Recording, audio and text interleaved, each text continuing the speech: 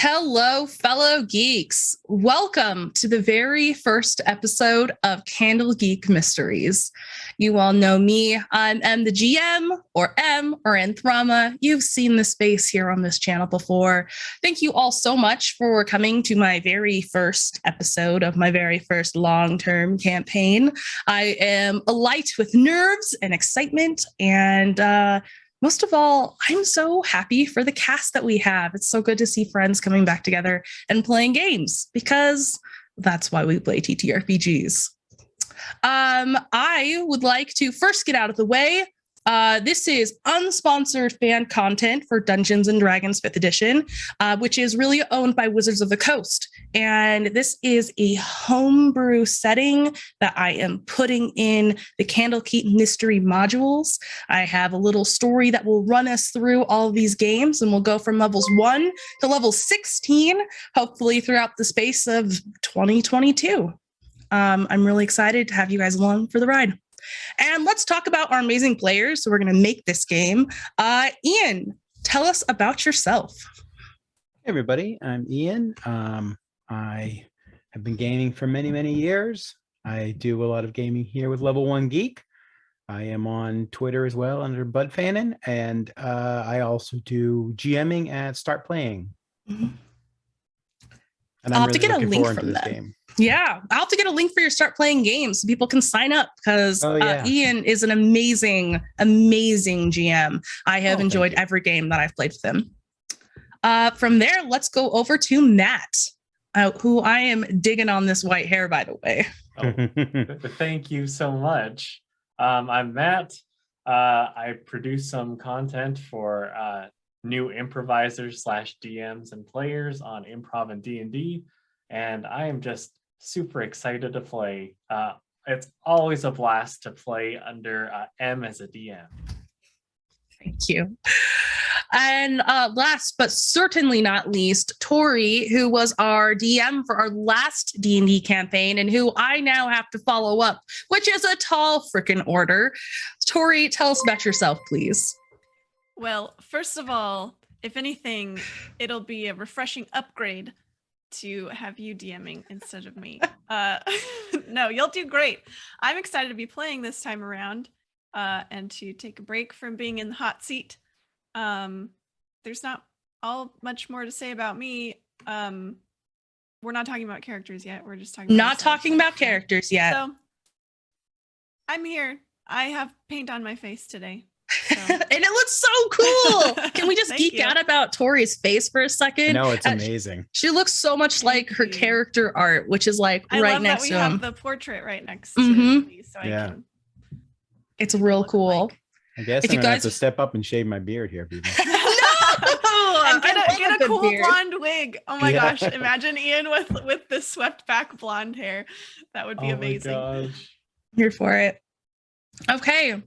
Well, I think that we're all here to game, so let's go ahead and get that underway. Our scene opens up on a road, and in front of it stands a beautiful woman, Shembra. She's walking along.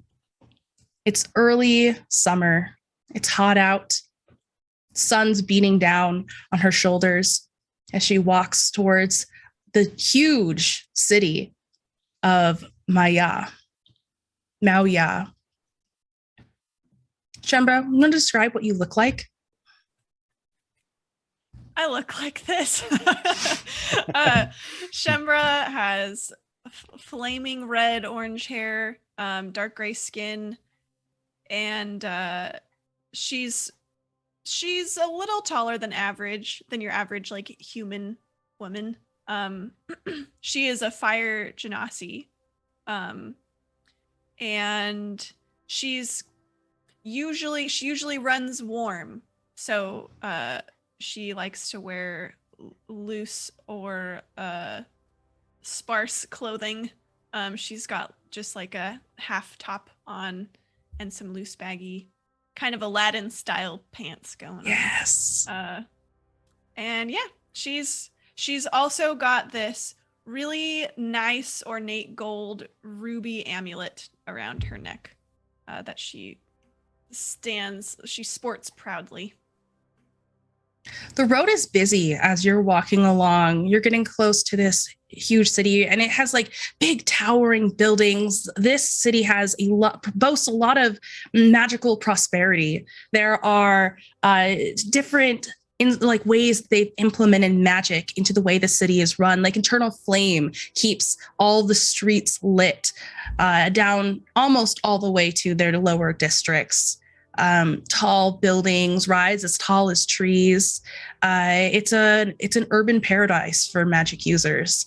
And you have you're why are you here? Why have you come to this city? Are you just traveling around? Yeah. She's currently attending the School of Life. Yeah. Of life experience. So yeah, she's traveling around. I think she likes magic, and she's never been here before, so she's just kind of seeking out her next adventure, and also to consistently spread her personal reputation and brand around. Yeah. She knows that she is destined to be well known and, the stuff of legends. So she's doing what she can right now to kind of prepare people for that inevitability. That's really kind of her. Yes. You arrive at the front gate where there's a man who looks quite bored. Obviously city guard. He's got the emblem of the city on his chest, and he's ticking off some sort of paper after someone has walked inside with a great traveling caravan. And he looks over at you. Name and intent. Yes, I am Shembra Bemora, the Enlightened One. And intent, ma'am. To grace you all with my presence. Congratulations, you are the first. Oh. So I should just mark loiterer here on my list? Others may loiter in my presence, if this is what you mean. But I will allow it. Are you planning on selling anything? Do you have any goods to declare before entrance? No. I am not selling anything. Unless you think the future is something that can be bought and sold. Can it? What I bring is priceless. Okay. Well, not planning on selling anything if it is priceless. The future. Okay, I don't have anything in customs to declare for that. So you're welcome to go in. Do you need anything about the city, places to stay, sights to see? He appears bored as he's going over this whole spiel that you're pretty sure he has to. Please point me to your finest establishment, where I may seek lodging, appropriate for someone of my status.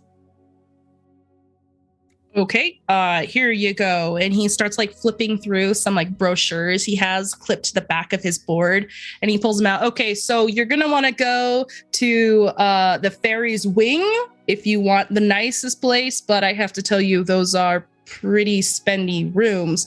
If you want somewhere that's a little more in your price range, you could try the Lucky Duckling. It is so cute how you worry about things like money. Thank you for your excellent service. You know what? Yeah, yes. I snatched the brochure out of his hand. Perfect. And I saunter through. Have a wonderful time. As soon as you step within the through the gate and past the great wall that surrounds the city, you are a little blown away with the sheer magnitude and the hustle and the bustle of this city. There are people yelling and hawking wares, calling to you, "Hey, pretty lady, come here, look at this, we've got rugs." "Oh, she didn't want your rugs? Look, I've got these beautiful dresses." You have so many people's attention that flit to you and then immediately away as the next person walks up behind you. It is just packed here with life. I'll just observe, and if she will move through the crowd as best she can, but she is not shy about shoving people out of her way if they inconvenience her. Perfect. Okay, let's close out on your scene as you are looking throughout this city and rotate towards Matt. Tell us about Shu. Okay, so Shu has kind of messy white hair. He's typically sporting a big red backpack, just bulging with books, and he looks fairly innocent. He's not super confident, but whenever he smiles, it'll warm your heart. Now, the thing is, as he moves around, he kind of looks around a little suspiciously, because, of course, he hasn't had the most fun childhood, teen years, growing up around the same people who have always put him into a specific box of like punching bag. And so every now and then he'll walk around, just look around, trying to make sure that he's safe, that everything is okay, that no one is about to come up to him and grab him on the back of the neck a little too hard, feigning to be his friend. But every time he's nervous, he'll grab that spot in the back of his neck, forgetting that there's a little bruise there, and he'll wince in pain. But that's Shu. Now, Shu, your mother has asked you to run a care package to someone over at the market district. It's one of her friends, and they've been kind of ill lately. You have it underarm. It is a clay jar full of soup that's still piping hot, wrapped in a towel, some fresh bread that's all crusty on the outside, layered around it, and a little pot of medicine. Yes, of course, Mom. I'll run that over immediately. Shoo, you're such a good child. Thank you. She touches your cheek for a moment and gives you a fond smile. You've gotten so tall. Oh, thank you, Mom. I can't really control it, but well, I appreciate it. Now go on. Be quick about it. All right, I'm on my way. What does the street outside your home look like? So, as Shu leaves his house, he always closes it and makes sure to lock it and check it at least 3 times. And before he leaves, he'll take out just a little timepiece, and he'll rummage in his pocket, take out one of 3 gears that he keeps in his pocket. And this one he'll pop in and look up, make sure that he's got about the right time before he starts walking. And here the street itself is fairly narrow. It's on a slight incline. At this point, there's the one light that has the eternal flame on it, but whoever was in charge of doing it might not have had their heart in it. You can see it flickers every now and then, but overall it's fairly quiet right now. I'd say that most people in this district would be either at work or preparing things at home for meals or just doing their chores. Mm-hmm. You are walking down the street, making quick time towards the marketplace. It's maybe a 15-20 minute walk there.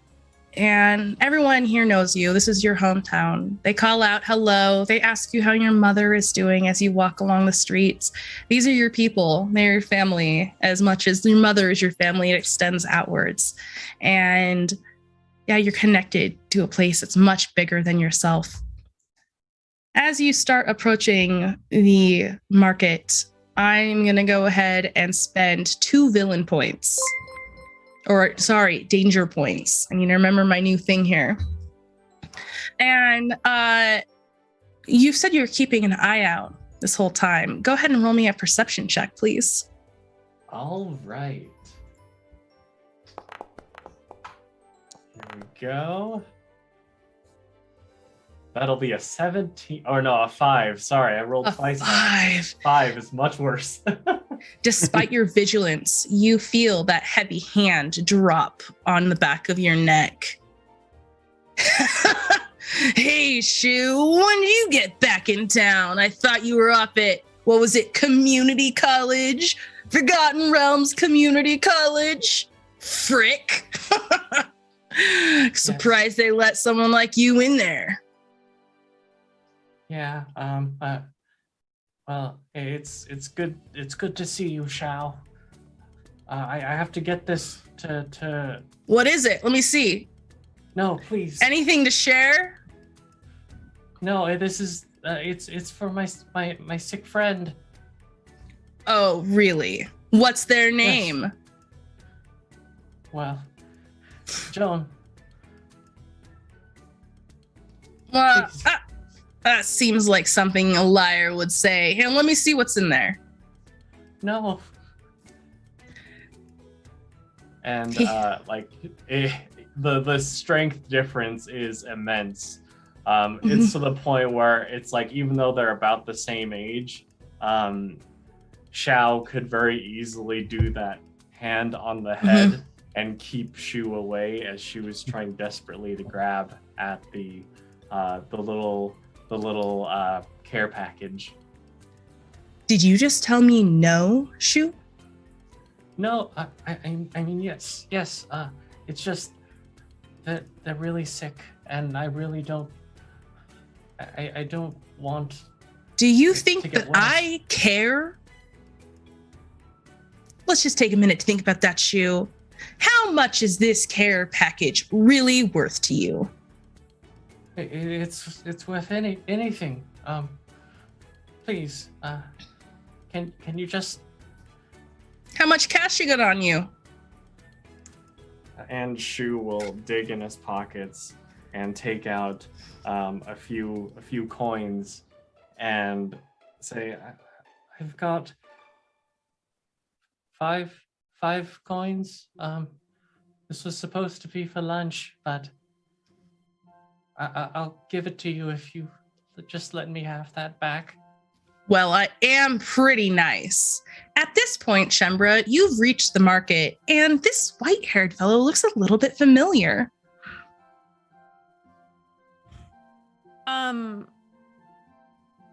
Is it and he's like cowed before this larger fellow? Can you Yeah. describe the bully a little bit? The bully has fairly long black hair. He's got a little bit of a mustache. He's got some scruff on his chin. As far as like his clothes go, he's got a tank top on. He's got a very muscular build to him. His pants are of a fairly dark blue, but overall he looks like the kind of guy who may be a bit capable as far as like physical altercations are concerned. Okay. And are you guys just talking at the moment? Is he still got a manhandling you? Yeah, Oh, he he's is got a still. hand on the back of Shu's neck, and he's like, has that posture where he's lording over him, his head cocked to the side, glaring down, but like with that confident swagger of he knows this guy can't do anything about it. Yeah. Okay. So I think at this point, I think in my mind, Shembra has gotten a little lost. She's frustrated and annoyed at the crowd, and she doesn't quite know where the fairy's wing is from here. And she sees this guy.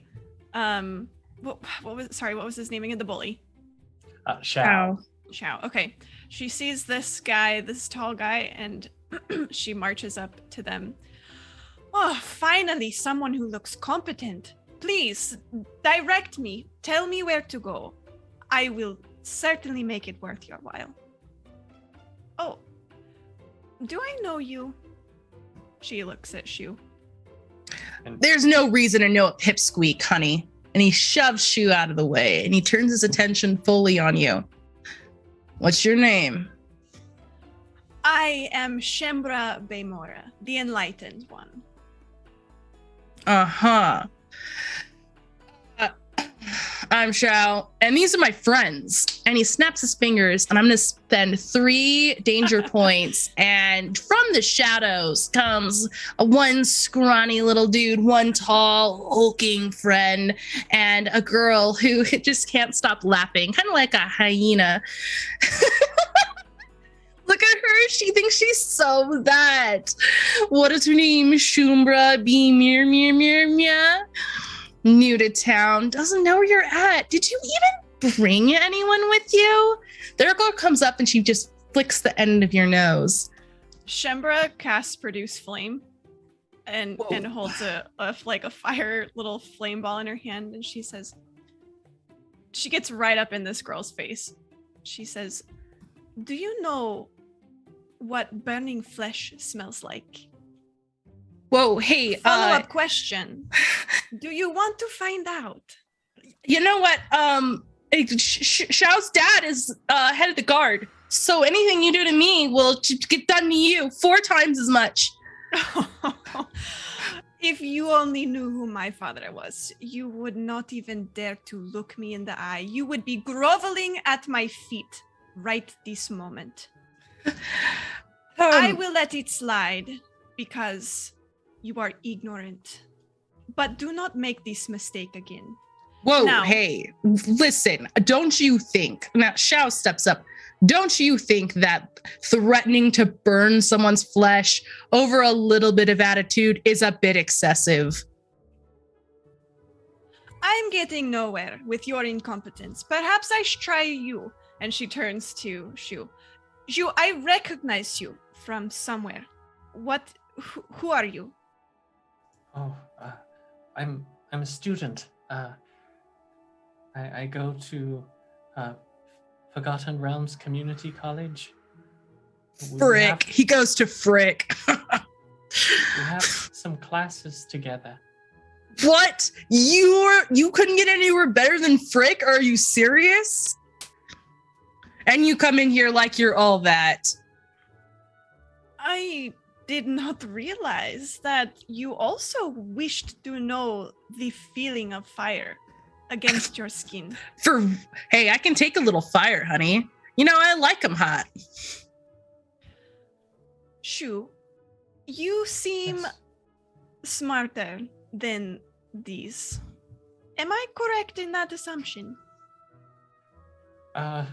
And Shu's gonna look over at Shao and say, I wouldn't say that, but if you need to get somewhere, I can definitely help you. Well, that is the first reasonable thing I have heard all day. Why don't you take me away from these imbeciles?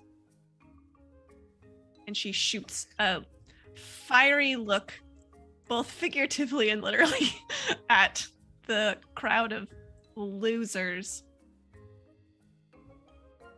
Well, watch your back, Shu. We know where you live. Hey, yes, have fun with your new is part little. Of my entourage now, and you do not speak to him this way. All right. We'll see about that. He looks over to his friends and tosses them a wink. And Shu, you know, these are not his only friends. If he calls out the word, more will be here and soon. Shu is gonna very quickly, just out of fear, as as opposed to like bravado, he's gonna grab Shembra's arm and then hurriedly lead her away. She will tear her arm out of your hand. Do not touch me. You are my entourage, but you do not touch me. I'm sorry. It is okay. I forgive this time. Now, lead along. We go. We better get out of here. And she was actually going to lead her towards the Lucky Duckling, where he has a part-time job. And I'd say it's a far cry from the fairy's wing, and you can see in the just in the entryway there is a glass case where you see various meats hanging on hooks.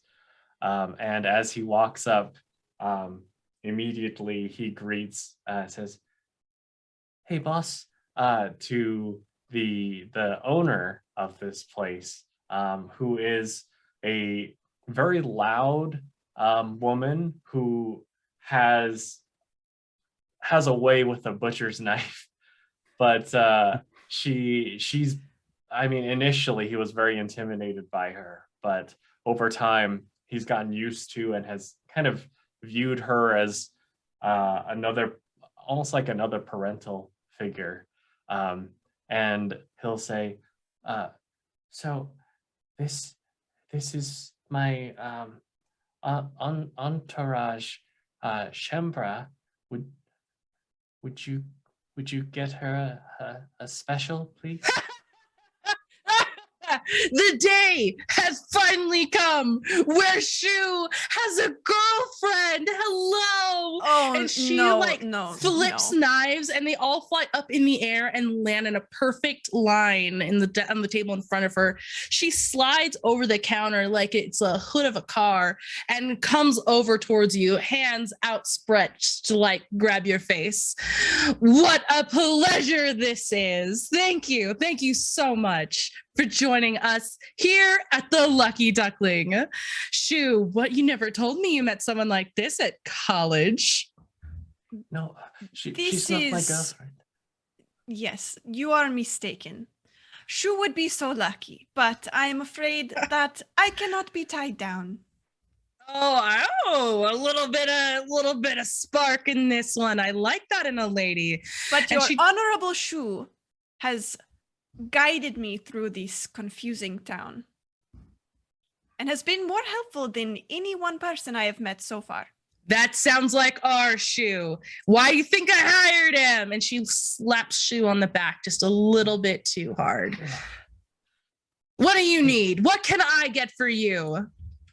Miss Ma, would you mind getting her a bowl of roast duck rice? My specialty. Take a seat, honey. If you please, I like everything quite spicy. I do like your girlfriend, Shu. Go on, I'll load it up. Girlfriend. We'll close the scene on you two standing at the bar. We're sitting at the table of where she serves food out at the bar, and fade out and in on Surat. Surat, you are sleeping in a wagon. Your entire guild, the Requiem of Voices, I believe it is called, it has been on the move to this location, Maoya. And you're not really sure why as a new recruit. But the road has been long and hard, and you are sleeping in the wagon. It's rumbling. You're almost half awake as it goes over rocks and approaches this huge city. And as you are in that slight slumber, you hear the words, "Don't freak out." You wake up with a start, and right as one of the guys who's been hazing you a little bit was about to like pour some of his water skin on you. Woke up in time, Surat. It is good to see you, friend. We are nearly here. It is good to see you as well, although, friend, I am not sure. We are all friends here in the guild. Come, friend. Now tell me, why I have not had time to speak with you so much. Why have you joined us? When I was growing up in Gray Bay, I wished to help those who others would not and hurt. And so with that, my parents thought it was best for me to join the guild. Yes, the Guild of the Redeemers. You have made a fine choice, my friend. A fine choice indeed. I am so curious why we have moved here. Have your little long ears heard anything? Picked up on the whispers of the leaders. No, they have not found anything. No, I've heard nothing. I know not why we are coming here. All right. Well, hopefully we will find out as soon as we are in the city. What is the emblem of this guild look like? The emblem of the guild is they have two emblems. One is kind of a stylized of a flying, like a winged drake. It's kind of what is they all keep on the fronts of their tunics. And then they also carry an emblem of a rose that has kind of wilted over and the stems have been snapped off to represent those who have been forgotten or the innocent that have been maltreated. Okay, I love that. So he lifts. Go ahead. As he gets up, his clothes and most importantly his hair just stays like in perfect place. It doesn't look like he's been sleeping in the back of a cart or wagon. He always has themselves pulled together perfectly. All right. Where do you think you are going? You're going to walk the rest of the way, friend? I am going to stretch my legs out off the back. All right, we'll be careful. See where we are. Yes, this is a beautiful city. Ask me anything. I'm just kidding. I don't know anything. He turns and starts talking to someone else. And you see the same person that Shembra saw as you guys pull up to the gate. He talks quietly with the leaders and he gets kind of a grave look on his face at what they're saying. He glances back at your wagon that you're in and the wagon that's following behind. Asks a couple of curt, short questions that you just can't quite make out. Would you like to make a perception check? Yes.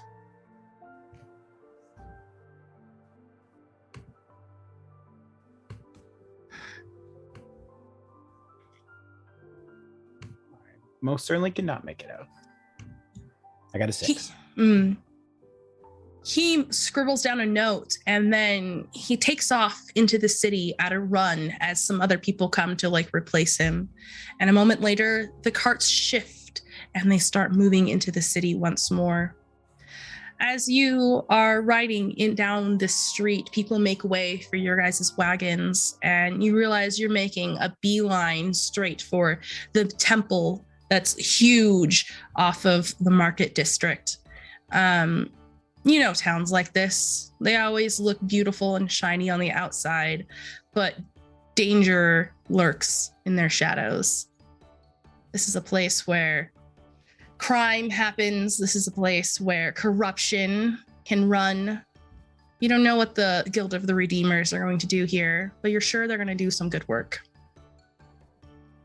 I will watch the town, take in the people.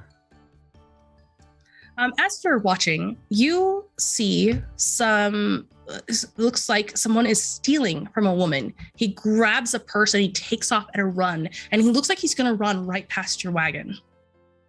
I will leap out and try and block their path. Absolutely. Would you like to roll me a dex save to see how quickly you can react to this? Mm-hmm.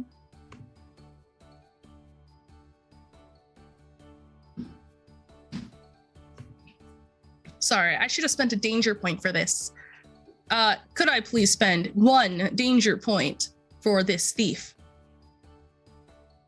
You have so many. Do I? I haven't looked in a minute. Oh. I will leap off the back of the wagon, stumbling and catching my feet as I trundle through the crowd, getting nowhere near this thief. Mm-hmm. The thief runs past you and turns like a little smirk your way, and then freezes in place. The entire city grows still, and you seem to be the only one that can move. I will look around. Don't freak out. Who are A you? woman suddenly moves from the edge of the market, the one whose purse was stolen. She straightens, smooths her dress, and she walks towards you. And as she walks towards you, her features melt away like paint falling from a canvas, leaving behind a pure white face and dark eyes. Her hair is tousled as she approaches.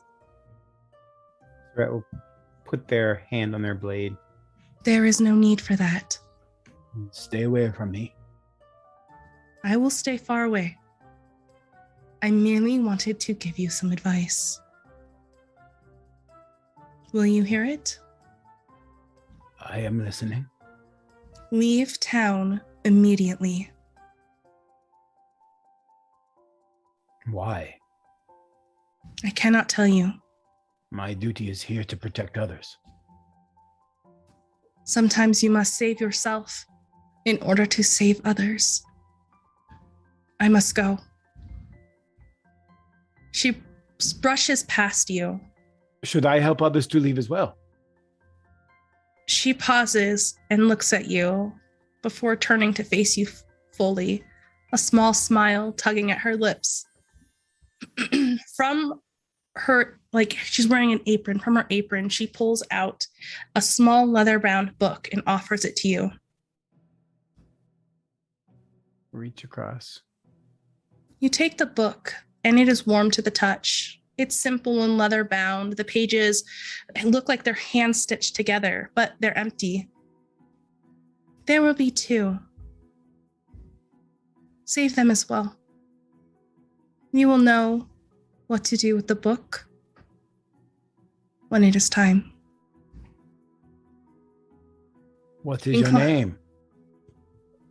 She just shakes her head and she turns to leave. As soon as she hits the edge of the crowd, everyone starts moving again and her color returns and she fades into the rest of the crowd. You're standing on the outside of the wagon, and the one that was behind the one you were in is coming quickly at you, overtaking you within moments. Stumble quickly out of the way, shocked. They don't even seem to notice that you've gotten off, and they just take off all right down the road as you're standing at the edge of the market, confused. What about me?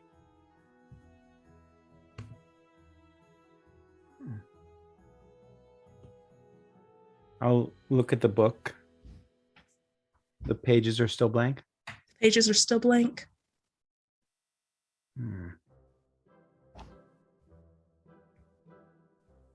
I will follow the wagons. Okay. As you're following the wagons, you hear a woman's voice from the market. I am looking for my son, Shu. I thought he was going to come home quickly. And the people she's talking to seem to ignore her, and she ping-pongs off of them to the next group and then lays her eyes on you and on the emblem you're wearing on your shirt. Excuse me, sir. I have a question for you. Of course, good lady. I am looking for my son. His name is Shu. Mine is Surad Sabla, and I will help you find him. Thank you. And she keeps touching her eye. Is there a problem? It is just a little blurry here. I'm not quite sure what is wrong. Perhaps we must get you to a healer. No, I need to find my son. Something feels wrong. I know the He- feeling. Would you please lend me your arm? I am feeling unwell. Of course. He works at the Lucky Duckling. Do you know where that is? I do not. I am not from here. My son is a good boy. I will tell you about him on the way. Very well. To the Lucky Duckling. She fondly tells you about her son, Shu, and it quickly is apparent that he is the pride and joy of her life. And within maybe 15 minutes, you guys have reached the Lucky Duckling. Tori, at this point, Shembra has had a mountain load of spicy duck. It was like one of those rice bowls that's piled high, and then the condiments are on the side, and you can like mix back and forth. It's delicious. There are spicy sauces to dip your duck into, and a flagon of ale that is refilled as quickly as it is emptied. She's very much eaten like every awful fictional monarch you can think of, who just eats really gross and like without a care in the world and just like tosses their scraps aside. But she's enjoying it. And I don't know. She's calling to Shu to help clean up whenever, like, when she's finished with a plate or whatever. She summons him over to clear it. Yes, of course. And Shu is like, I mean, he's worked here long enough that he's practiced in it. This may be one of the few areas where he's a little bit more confident, and he'll run back and forth, grabbing plates and like bones and whatnot, and just taking it back to be washed and like fully bussed. When Shu takes the last plate and Shembra's finally done, she says, Shu, I have been thinking as I have been feasting here, and I do not do this lightly. It is a great honor, you must understand. You have been so helpful. I wish to formally induct you into my permanent entourage. All right.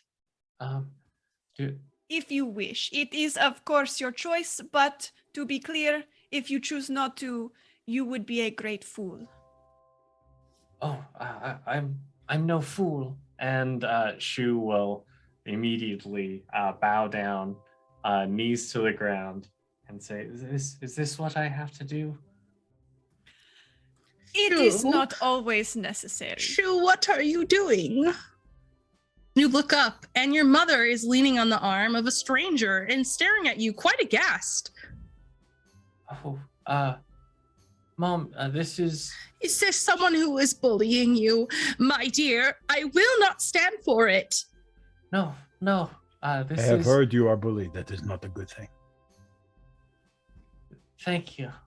This is Shembra. I'm... Shu, you must use my full title when introducing me for the first time. I will do it this time, but you must learn for next time. I am Shembra Beimora, the Enlightened One. Enlightened my ass. You are treating my son so poorly. She reaches a hand out to you, Shu. Listen, my sweet. You can be proud of who you are and where you are from, but you must respect those around you all the same. Shu is not a servant to you. He is merely a good boy. And you should treasure him instead of making him do this nonsense. I have made him do nothing. Shu, did I make you bow down? No, Mother, I just don't know the customs of royalty. Shu was defaulting to respect, which is why I do treasure him as a member of my permanent entourage. The first of many. Your mother pads across the room to you, Shu, and her steps seem to be a little slower than normal. As she takes your arm, she puts a hand to your cheek and brings your face down so she can peck the side of your face. I do not like this one so much, Shu, she whispers into your ear. Oh, Mother, she helped me, so I think she's a good person. Please, and Shu is gonna guide her over, seeing that she's a little bit slower right now. Guide her over to one of the chairs before pulling it out and pushing it back in when she sits. This is my good friend, Surat. Did I say that correctly? Surath, yes. Perfect. Oh, this is strange. Mother, are you okay? I am not feeling so well. I would like to spend 4 of my villain points. To kill Shu's mom? No, not to kill Shu's mom, but I am worsening her condition with these villain points. Thanks, chat. She coughs, and when she looks up at you this time, her one eye that she had been touching has turned like bloodshot. I'm not feeling quite so well, Shu. Your mother has reported blindness to me. No, not blindness. Wrong word. She has reported blurriness. Very good, Surat. All right. And then Shu's gonna run over to Miss Ma and say, "Do you have any of the medicinal tea? My mother. You can take it out of my pay if you need to." Shu, I am all out of the medicinal nib. Everyone's been dropping around here like flies. They've been like flies. I don't have anything left. All right. And you can't have sick people in here. I'm sorry. Is there I like a you, plague? kid, but I cannot. Have I walked into a plague-ridden town? What is going on? I mean, it doesn't seem to be serious, just, bloody eyes. But not here, of course. She looks around quickly to her patrons. Keep it down, Shu. Get her out. Get her out. Oh, all right. And Shu's gonna hurry over to his mother and say, "Well, maybe just a little walk will help things." Of course, my sweet. Just a little walk. And she stands up and she sways. And blood just drips out of her mouth and down her chin. And she just collapses. We must get her to a healer immediately. Do you know one? I do not. I am not from this city. But you must. Chembra. Shu, you know that there is a temple that helps people that's about a 10-minute walk from the market district. Can both of you help me? I know that there's someone who might know how to help, but I'm not strong enough. Will lead the way. People will clear the path for me. Surat? Of course I will help you. I am Shepard already takes holding your mother. Wide path around the collapsed mother. And Shu will try to help. Is she unconscious? She's unconscious. Okay. In this case, he's gonna go grab one of the. Actually, he's gonna grab 2 of the. I can carry hers. Sure. Oh, this might help a little bit. And he's gonna take apart 2 of these fold out. It's like cloth strips that are wrapped around 2 shaped pieces of metal that are used to hold the trays that people would set down before serving each table and customer. And from those strips of fabric, he's going to fashion kind of like a makeshift stretcher and so that he and Surat can lift her comfortably without, in a cooperative fashion, though Shu may be quite a bit less physically capable than Surat. Sarat will hold your mother, watching you through the process. That is brilliant. Did you think of this? Oh, yes. I mean, I know that I may not be as powerful as most people, but I try to make up for it with what's in here. In there is very good. I am very... It is brilliant. Brilliant. Thank you. In your arms, Surat, June stirs and she just mumbles under her breath as if kind of delirious. Don't freak out. I'll be fine. Don't freak out. Does her voice sound like her voice or the other woman's voice? It sounds like her voice. I'm going to drop her on the stretcher quickly. You guys carry June out into the street. As we walk, shoot, may I ask a question? Yes. Is don't freak out a thing you people say here? Every now and then, if we're watching one of those horror plays or something, we want to make sure that everyone's So okay. it does not mean have a good day or No. welcome to our city. No, that sounds strange. Yes, it does. Why do you ask? No reason. All right. Shembra, while they're talking and you're all walking down the street, will you please roll me a perception check? I don't remember what it's called in D&D. There's insight and something else, It's right? Perception. Okay, Yeah. perfect. Perception. Oh boy.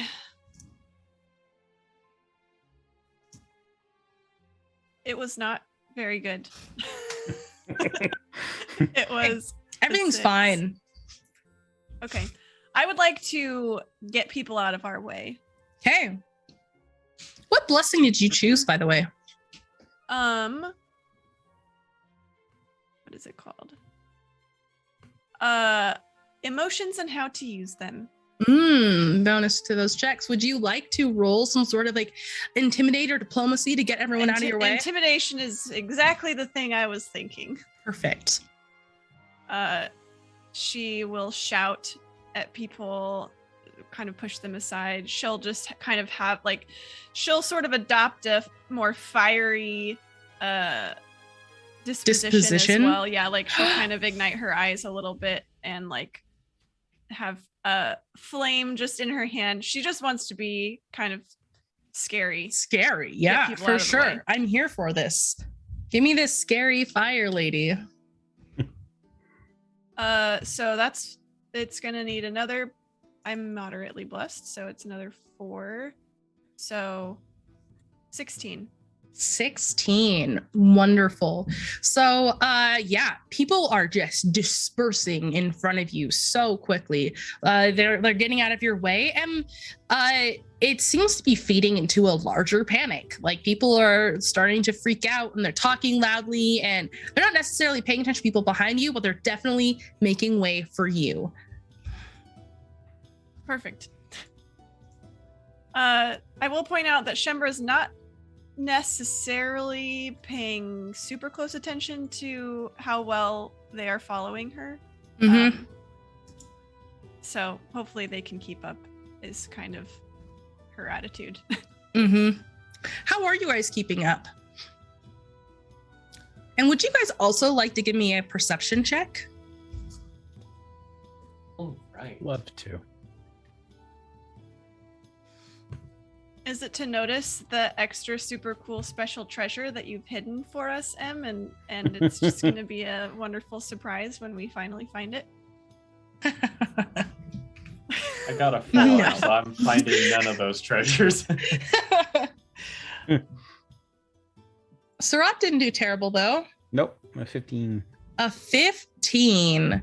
Perfect. Okay. So you are noticing as you are walking, are you in the front or the back of this stretcher?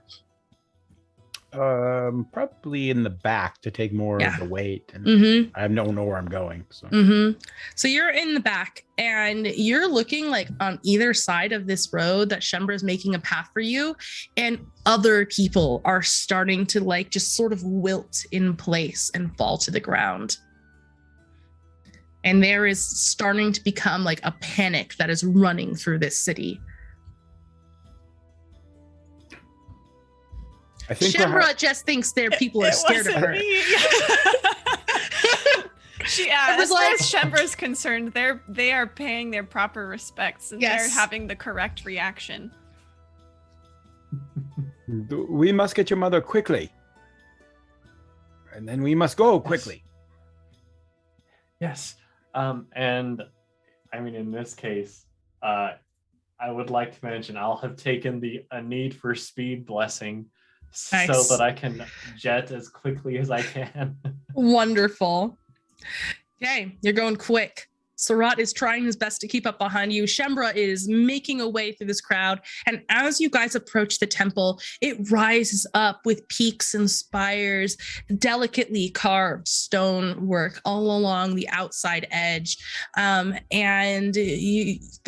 People are welcome. The people are just like slamming on the doors that are locked. In front of the temple that are shut are Surat's guildmates all standing in a line, blocking people from getting in. Surat, the person who was on the wagon with you, catches your eye, looks down at the woman that you're carrying, and he's like, "Friend, what are you doing? I had thought you had gotten lost." So you guys kind of shoulder your way up to the front of this panic. I am following the voices.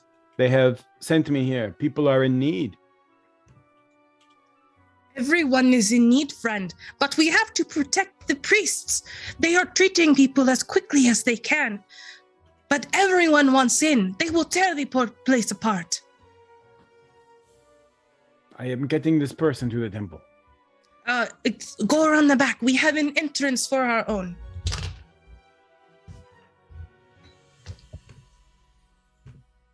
Follow his direction, Shu. Are you guys redirecting Shembra? Because she is probably standing toe to toe with some of these guards, like ready to Oh, Jimbra! shoot. bust her way through. Shembra Bamora, the Enlightened One. What? I'm trying to get us in. This way. It'll be faster. Shembra, someone coughs right on your neck.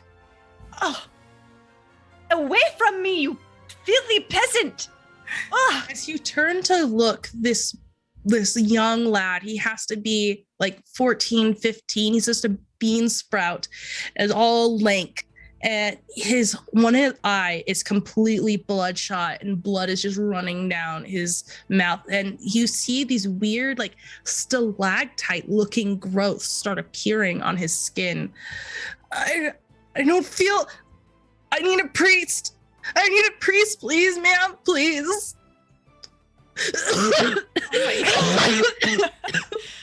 she has a, what does she have?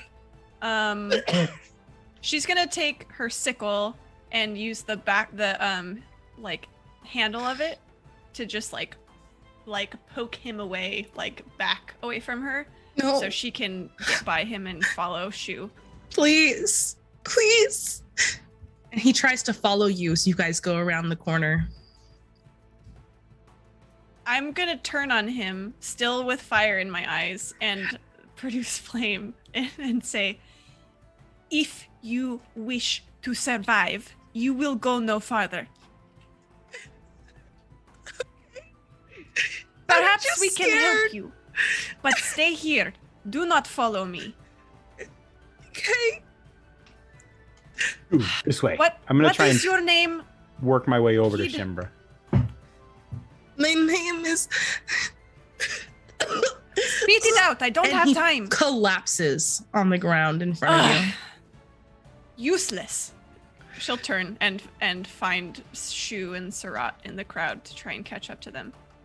Surat, people open the door around the side and they wave you in quickly. Surat, I was so worried about you. Who are these people? These are people in need. Okay, the healers are running out of mana. Apparently they've been healing people in secret for days. Something's happening here. It's like something's draining our power. Surat, you're not a caster, are you? Not yet. I haven't got to that Yeah. level yet. Perfect. Do the apprentices or masters know? Yeah, they're unloading something. They brought something in one of the wagons and they're setting it up in the main room. Come here. I'll show you where the healers are. She'll lead you over to a back room that is fairly large. It looks like maybe some ceremonies are done here, and there are just beds on beds on beds and rows of sick people. Some are much more advanced than Shu's mother, and they have these long, pointy growths coming out of the shoulders, their arms, their face. They look almost like stone, and their faces are horrible, ghastly gray. They're struggling to breathe. There's the scent of coppery blood everywhere. They show your mother to a place to rest, and a tired-looking acolyte comes over and starts like mechanically doing some healing. And your friend Surat, Amy, tugs on your arm. Come on, I'll show you where they are. Are your friends coming with us? Shu, do you wish to stay with your mother or come here? Is there anything I can do? Please, she doesn't deserve this. You need to talk to her, the acolyte says. You need to remind her why she has to stay. There's only so much that mana can do. All right. And Shu is gonna take her hand and look into her eyes. Is she laying on a bed or sitting down? She's still on the stretcher on the ground, just like Okay. laying out on the floor. There's no more beds for her. Okay. In that case, Shu will go down to his knees and hold both of her hands in his hands, and he'll say, "Mom, please, just remember, I've got this soup. I've got my part-time job, and I'm gonna get a house for you, a new one. Please don't forget, Mom. Stay here with me, okay?" Her eyelids flutter open, and she stares up at you unseeingly as if you aren't there. And then her face snaps towards Surat. Don't freak out. Amy pulls on your arm, Surat, and pulls you out of the room. Yes, I'm coming, Amy. Can I follow Surat? Absolutely. Shembra is not a fan of all the sick people and also not a fan of all of the emotions that are happening right now. So she'll say, "Shu, I will be back." Shu doesn't respond. He's just she still just turns focused and on- leaves. She does not have any encouraging words to say. Hey, when you guys reach the main hall where worshiping is done, you can see even this room is lining the walls with the sick and the ill. And there is some sort of strange contraption being set up in the very center of the room. It looks like they made a little circle for this. It has like a copper or brass base that has several rings, and then these prongs that come up three sides supporting an orb. And it's crackling a little bit, just like a little shimmer of electric energy running over this orb as they step away. Do you know what that is? I do not. Should I make an Arcana check? Sure, absolutely.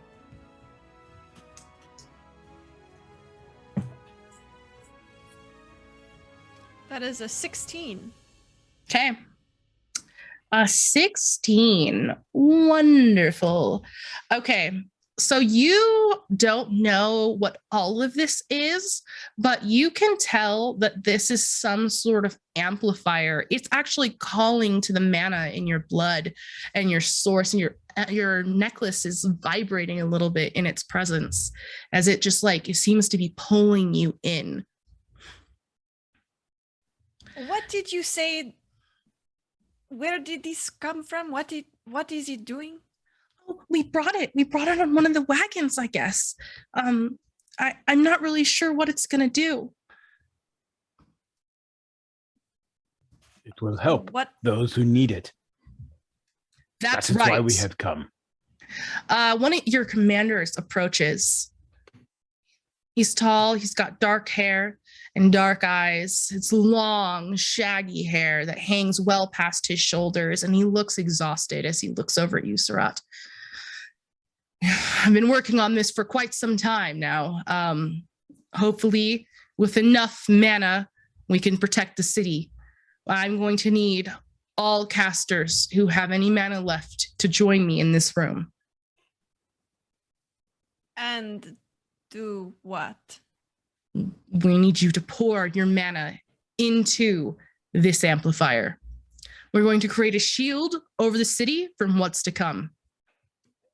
Can you all go outside and talk to the crowd? They're not listening to us. Our emblem has them enraged that we're keeping them away from the healers, but we need all casters that this city has to offer. And what is to come? I don't know. It's bad. There's some sort of tainted energy here, and it is making everyone sick. Will this shield block it and heal That's- everyone? That's the plan. This sounds like a job for Shembra Baymora, the Enlightened One, to lead Do the you way. know where she is? I haven't heard of her. It is your luckiest day, for I am her. Oh, are you a powerful caster? That is Of course. wonderful news. I am fueled with the power of the elements themselves. That is such a relief. Do you have more like you who are here? There is no one like me. But I can gather all these casters in the city to assist with their humble talents. That's wonderful. So Well, everyone can feel like they have contributed on this day. that's perfect. Thank you. Thank you. Shembra, right? Baymora? Yes, the Enlightened One. The enlightened one. I mean, I've never heard somebody with a title that wasn't powerful. So please, yes, maybe if you're here, we will be fine. What do you think, Surat? Do you wish to come with me on this legendary heroic quest? I will assist you so as to help the others, Shembra. But I am no caster now. I have not attained that level. That is all right. I need a new member of my entourage since Shu is busy with well, you know. I serve those who need. I'm not part of your entourage. I cannot Well, it can be a temporary thing. It is okay. Come now, let us go. You lead the way as my new entourage. I will not be introducing you. Fine. I will do it myself. Is there anything else we need from here? No, meet back here at half an hour. Is that enough time? I think we can handle this. Go with the gods. Of you, sir. course. Wow, I never seen him treat anyone with so much respect before. You must be a really powerful caster. Well, her name. It is a great honor for you to have met me, and you will remember this day for many, many years. Well, I'm a caster. I've been practicing for about a decade now. I can cast some pretty high-level spells. I hope I can be useful to you. I am always looking for people who are useful like you, and I like your initiative, your attitude. It is much better than Surat's here. He is Well, I just mean, stingy. Surat is What is wrong with my initiative? Oh, nothing. You need more of it. Surat is just trying to follow the ways, you know. You are so powerful, you don't need as much help as other people. This is true. It is hard for me to relate to the common folk, you know, but I try my best. Well, we only have about 30 minutes to save the town, so maybe we could go fast. Yes, let us go and save the city. Amy grabs the back of Surat's robes before he follows you out, and she whispers in his ear, Surat, sometimes just playing to powerful people's egos actually ends up helping more people. Because then they try their best because they feel good. So if she's really powerful caster, maybe you can, I don't know, help her out, get as many people here as we can. I said I would help her. Okay. I am going with her. Just like if she's like entourage this, entourage that, she's going to spend a lot of time talking about, well, herself. Just move it along quickly. I see what you are saying. She taps her temple and like, yeah, we're on the same page now. That is why you're so successful with helping. Well, I'll be commander one of these days. I will introduce you to Shu. The two of you. Very smart. Thank you. Now go. Where are we going, Shembra? Shembra has made her way back to the door, I guess to the front doors, so she can be behind the line of guards. Perfect. Okay. So you are standing outside and just on the horizon, there is a dark cloud moving quickly towards you. It lights up every now and then with a burst of lightning, and then several seconds later, thunder rolls quietly across you.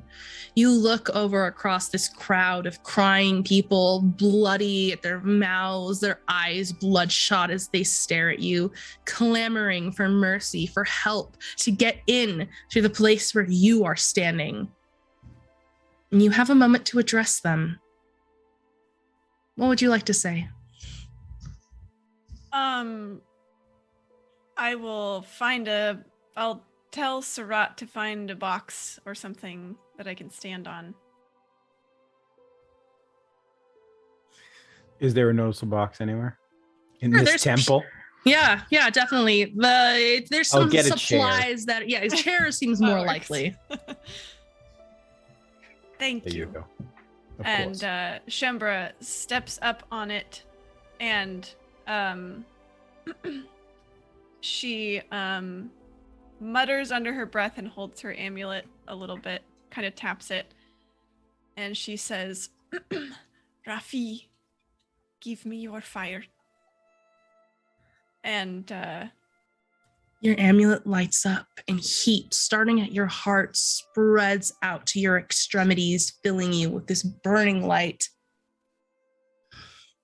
She smiles and like holds her arms out in a very like savior, complex kind of gesture.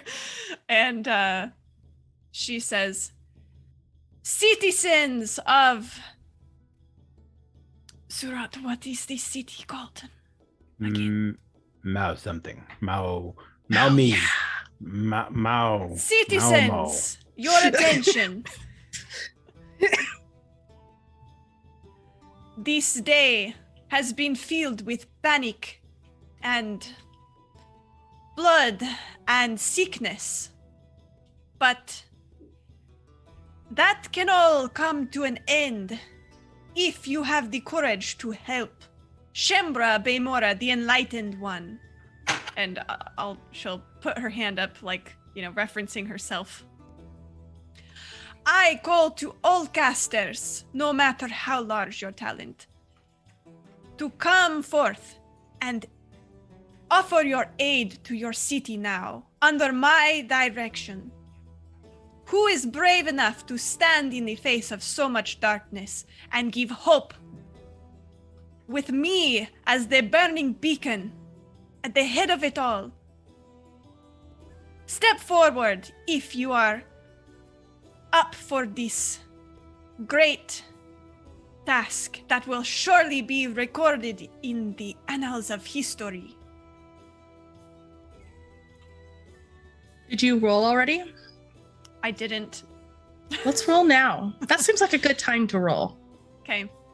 And Persuasion? I'm going to spend Or- 2 danger points to make this a harder check because people are panicking, they're freaking out, they're bleeding from their mouths, and they're not necessarily in a place to listen. You also sound like you may be blood sacrificing them for the good of the city. It kind of does. Listen, but that's Shembra's fine. Shembra is hot, but she's not warm. So and in my mind, she's starting with the persuasion tactic, and if that doesn't work, she still has intimidation to fall back on. Mhm. So You idiots! yes, exactly. First, we'll try this. Okay, that's actually a 20. Not nat. 20. You needed a 20. Okay. That's wonderful. So the crowd kind of goes quiet and they look over at each other. One man is like, I'm a caster. You can let me in. And then people boo. They know who he is. He is totally lying to get help. And they pull him back. And somebody steps forward. She has braided hair, dark eyes. Of just the sweetest little look on her face. Will it hurt to help? No. We simply need your magical talents to assist mine. I, of course, could do this, but together it will be much stronger. Okay. We are shielding the city together, but we need all of the magic. I will help. And she turns and looks at everyone. We're all scared, but we can help. I will Yes. step forward and clear some of the troops holding the line to let her through. She will slip through, and then a couple of other people step forward as well, until you soon have about 30 people standing before you, all casting a cantrip to prove that they have access to magic. Surat, your team is so good at organizing everybody, kind of assessing their power levels and getting them inside. Was that to be enough, Shembra? Yeah, Shembra, wasn't enough. Tori is very unsure, but Shembra is not ever going to show hesitance. So when it seems like kind of like listening for popcorn in the microwave, and you kind of, it's like, okay, it's stopped popping quite as often. Mhm. So when it people sort of, it slows down to like a trickle and just 1 or 2 people left, she will nod resolutely, say, yes, this is quite enough. Perfect. Shembra, before we go inside, those clouds, they do not seem natural. They're close now. They've reached the edge of the city, and you can just hear already the sound of approaching rain just slamming against the stone buildings and those cobble streets, and it's coming quickly for you. Surat, people have been bleeding and growing things out of their eyes. I do not think any of this is natural. Luckily for you, I am here. Now, let us go and finish this. Yes, but very well. You are the magnificent one. The enlightened one. But magnificent is also an apt description for me. Lands back of the clouds as I go back into the building. Perfect. She will stomp ahead to lead all of these casters to the back room where that weird contraption was. Once you are all into this room and the doors slam shut behind you, you hear the rain hit the building. It sounds so loud, impossibly loud through stone. Stone is supposed to hold back some of that sound, insulate you, but there's a cold that immediately starts creeping into the room. Frost covers the windows, and you hear the crack of lightning and the crazy loud roar of thunder that kind of makes you scrunch down a little bit. Outside, you hear shouts and cries of protest as people are just all of a sudden soaking wet. Then the great stained glass window that stands over the entire room shatters, and rain comes slamming in at an angle. Ugh. I've just decided now that Shembra despises being wet and cold. This is literally the opposite of what she wants to be. Okay, where is the commander? Let's chop, get this underway.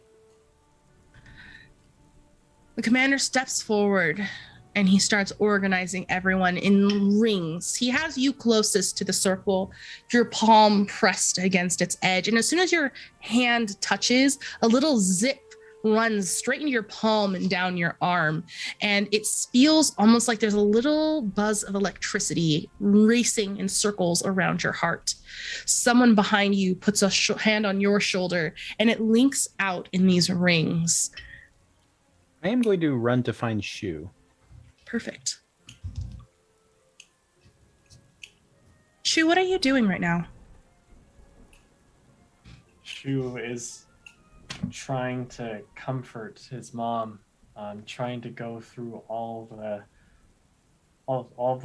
happiest memories that they've had, so that she can still remember, she can still stay here. Thinking back, Mom, remember when we went on that trip to the beach? We had a little picnic, and remember when we were, we visited the college campus as I was graduating so that I could see what it was going to be like. Please, Mom, hang on. Before your very eyes, she grows a shade paler as the cold creeps into the room, and the little slit windows that line the place break, and rain starts coming in. And it seems impossible because it's coming in from both sides to like coat all of the patients. She immediately begins to shiver. She was gonna take off his shirt and try to use it as like a little makeshift umbrella for her. It does. It works. It's like you have to hold it over her, but it's protecting her from some of this rain, though she's shivering at this point. And she stirs and looks up at you. Shu, you have to get out. There's something coming. I feel it. It's gonna be here soon. You have to leave. No, I'm not gonna leave you, Mom. Shoo, Shoot. your She mother is look- right. Sarat, please. This is my mom you're talking about. I know, but to help her, we must go. You and I and Shimbra. There was two of you. I know what I must do now. What? Mom. We'll explain later. And Shu is at this point, he's trying to stay with her. He's trying to stay by her side, in spite of all Sarat is saying. You just see tears dripping from his eyes, and he says, "Mom, please, hang on." Shoo. She coughs into her hand and then reaches up and touches your cheek. You are my entire world. As long as you survive, I will survive through you. Don't stay with an old lady for whatever is coming. Will you please take care of my heart, my soul? Mom, don't say that. Don't let anyone use you. You are a good man, Shu. Now let the world be better for having you survived. Oh, Mom. All right. I swear I'll find a way. You're a good son, Shu. Come. We must get Shimbra. All right. And Shu will follow, but he's every now and then he's just gonna look back to where she's laying. Okay. You guys are walking out of this room into that hallway where that side door was, and I'm going to spend 6 villain points. You do have 36, just so I know, you know. so it Okay. felt good to spend 6 of them, kind of get That's it good. clumped down. So I'm going to spend 6 villain points, and you hear a slam against that door, and then another one.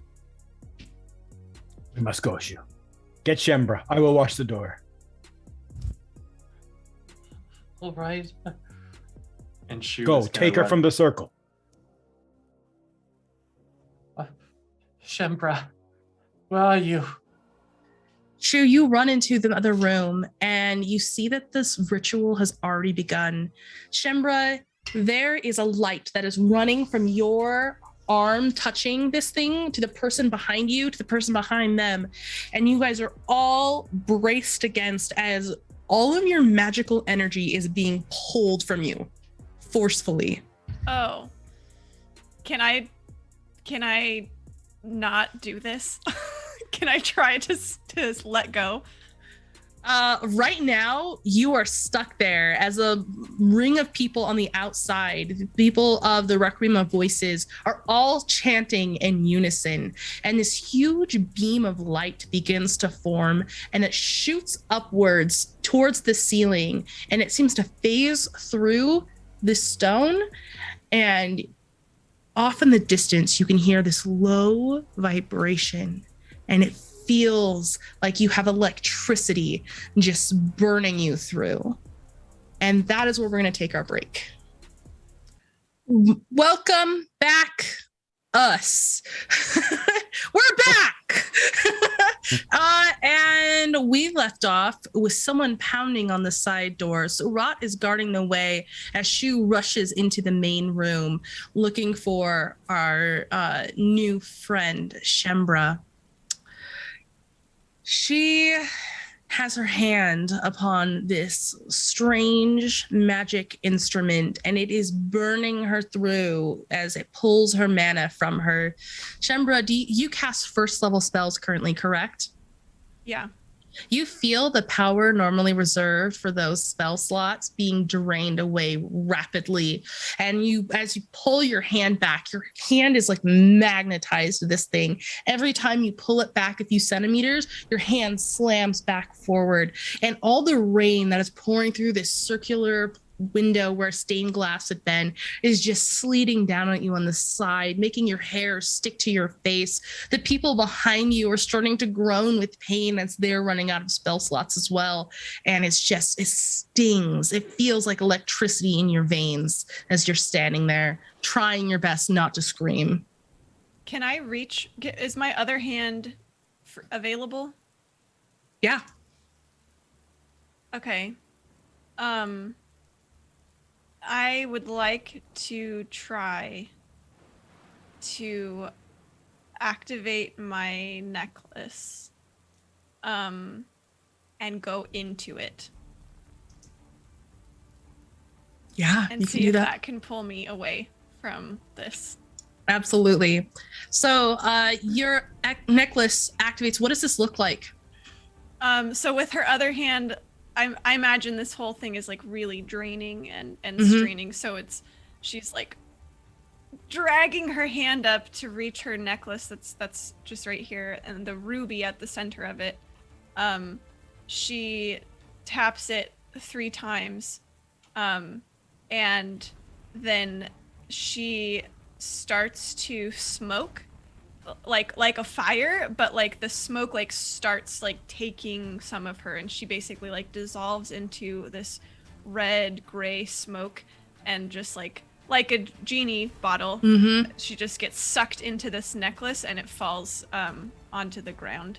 Shu, you witness this moment as she disappears. And as soon as she's gone, the void that she left crackles with lightning, and the 3 people who were adjacent to her, one on each side and the one behind, drop dead.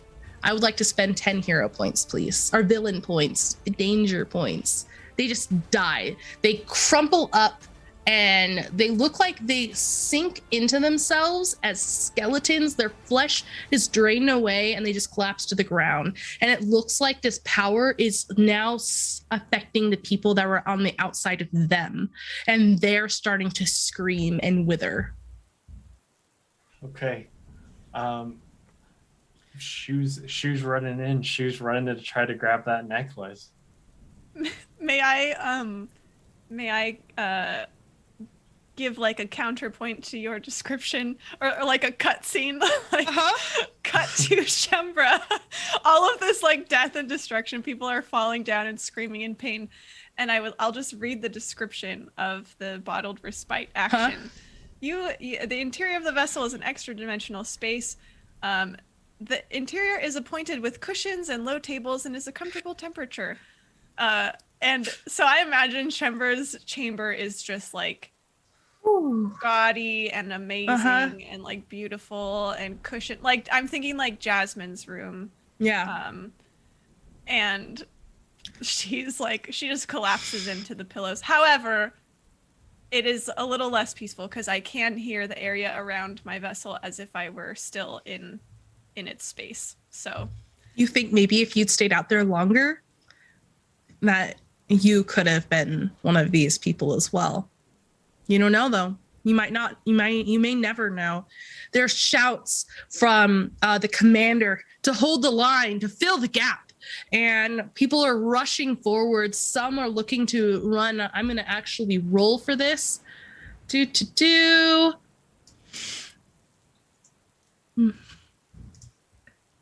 Let's see here. Oh, I rolled an 18.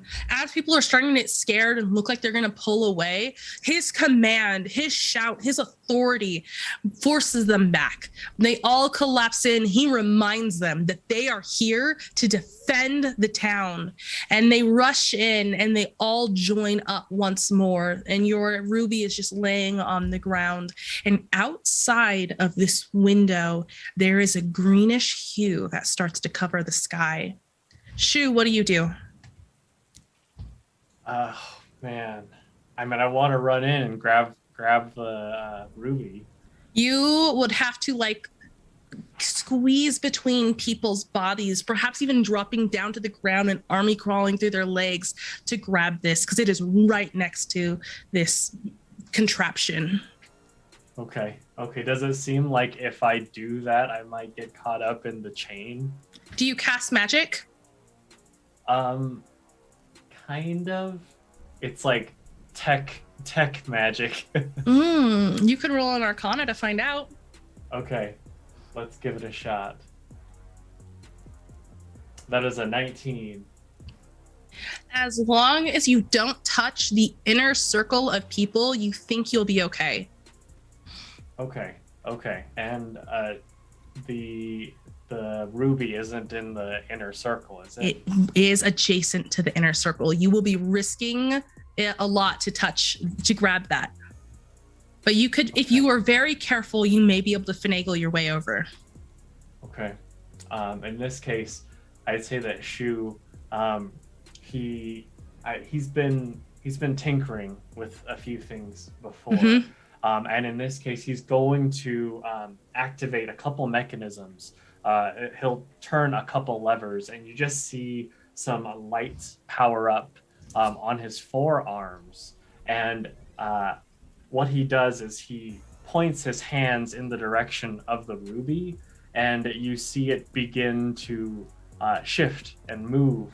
And this is effectively the artificer way of casting catapult to choose the ruby and send it flying back towards Shu. I love this. Yeah. Okay. Do you have to roll anything for this to work? So it looks like I have to choose an object weighing 1 to 5 pounds within range, so 60 feet, that's not being worn or carried. Okay. Yeah, you got it. Describe this. All right. So, like Shu seeing the body, seeing the commander, and recognizing that even if he gets close enough and is nimble enough, which he clearly isn't, to go in between the bodies, there's a chance that the commander might see him, might be able to do whatever he's doing to these people. And so he activates those mechanisms in his forearms.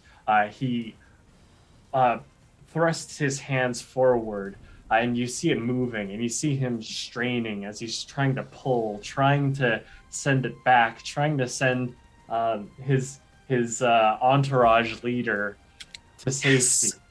And you see, like, as he's pulling back, it's almost like the energy in that circle is like pulling him in a little bit, that magnetism. But it's like he's pulling back like a tug of war with this invisible string, until finally, with just one extra pulse of the energy in his contraption, he's able to pull and send that ruby back towards him, hopefully narrowly missing his head. Mm-hmm. Yeah, absolutely. It works. It's flying over there. You grab up the ruby, and as you turn towards the door where you know Surat is waiting, you see the commander watching you. What are you doing? I don't know. People are going to die. Where is she? I don't know, but we're gonna save them. And Shu's just gonna start running to where Surat is. So let's flash back to Surat. As soon as Shu had left, the door had begun to crack with the force of the blows on the other side. 4 blows in, and it shatters inwards. And rain-soaked, with a mad look in his eye, is standing Shao. Someone you don't recognize. He's tall, he's burly, and he looks pissed. He storms inwards. We need healers out here. What is going on? You're hiding in here? Who the hell are you? You must stay outside. I'm not staying outside. This is my town. They are working to protect your town. They will come and heal you when they can. Ridiculous. I'm coming in now. And he moves to push past you. Going to try and just slide around him so he can't go past, and not push him back, just kind of hold my leg out to catch him so he can't keep moving forward. He staggers, catches himself on the wall, and turns his attention back on you. Who the hell do you think you are, stopping me? And 3 figures shadow him in the doorway. The girl who was laughing so much before has just crying tears of blood down her face. And she's, what? I can't. I just want to heal her. Please. I just want to heal her.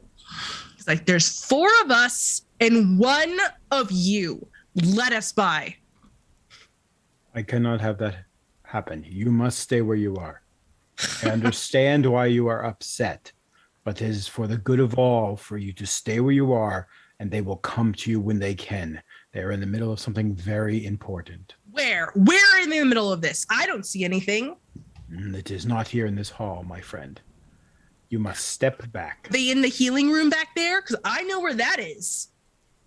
I'll just go back there, man. This doesn't have to be a problem. You will step back now. Like so that hell we I can will. all agree. And he pulls a thin knife from his hip. From the way he's holding it, you know he does not know how to fight with this. I understand you are emotionally torn at this time. We are all wrought with pain. But you are going to put that away and you are going to step back, or I will have to draw my weapon. My dad's important. He is the leader of the guard here. You've got no sway. I know the guard. You're not them. You can't. He starts coughing and blood spurts down his mouth. And when he lifts his head back to you, you can see the circular indents where those little growths are starting to begin.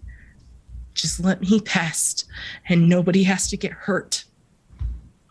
You must stay here, but I will calm you and I will take care of you until the healers can come. Step back out the door and I will follow you.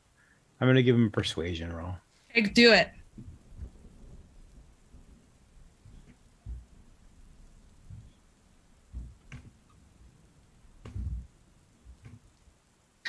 Oh, so good. So good. He staggers back a step. He wipes blood from his face and looks at his friends who are also starting to lean against the walls. Maybe we'll wait outside. They will come for you. There's something weird happening. There's someone in the skies. I will follow him out, like I said, and look up. There is someone who is standing on nothing. He's wearing a long, dark coat. From his stature, you assume it is a man, broad shoulders, hands in his pockets, and a mask covering his face. It's just plain white on one side and the other side black. And he is impassive as he stares down. And that green that is starting to cover the skies looks like it's enveloping the town just on the outside of the barrier. Shoot, it's time to go. All right. I've got Shembra. Where is He's he? holding a necklace. Right here. If you say so. Shu, Let's you're standing in the doorway of this temple, and from inside the temple, a hand lands on your shoulder. Surat, you recognize this as your commander, who is staring at you all confused. What are you doing? We are going to help the town, sir. You are going to listen to me. We need to defend here. You hold here while we go do what must be done. What are you going to do? Explain yourself. I am going to take Shu, and we will be...